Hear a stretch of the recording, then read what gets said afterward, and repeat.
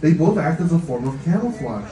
That's right. So we got a really good look at our harbor seal up on the beach just a couple of seconds ago, and we can see that our harbor seals have a speckled coloration to them. It's a mixture of gray and kind of a darkish black color and white. So that's going to help them blend in with the kelp forest as the water is speckling up on the surface. Now this type of camouflage is called disruptive camouflage. It helps break up their outlines so it's harder for predators to see them.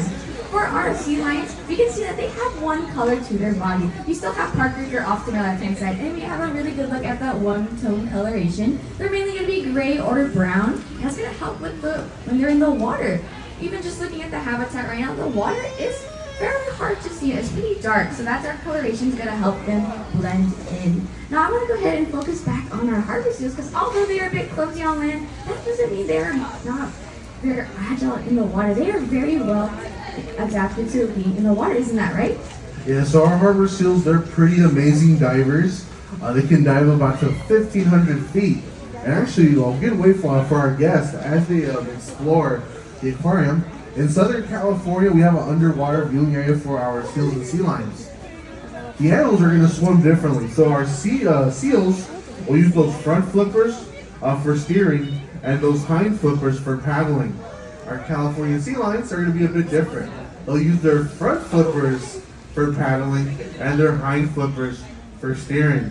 But Julianne, as mentioned right now, our Californians, to be more exact, our harbor seals, right, they can dive 1,500 feet. They're going after benthic invertebrates, creatures without a backbone along the sea floor. That means that they can hold their breath pretty well. How long are they holding their breath? Well, before I give away that answer, I want to see if there's a hidden harbor seal in our audience. So, I want you guys to raise your hand if you're able to hold your breath for 30 seconds. 30 seconds. Should be most of us. How about 1 minute? You guys want to hold your breath for 1 minute? 2 minutes? Alright, that seems to be where I lost everyone. But even if you're able to hold your breath for 10 minutes, our harbor seals have you beat. They're able to hold their breaths for 30 minutes at a time. And they are even able to take a little nap under the water, which you might see later today if you go ahead and visit that underwater viewing tunnel that Janice mentioned. And they are able to do this because of their breath holding, but also because they are able to close their nostrils.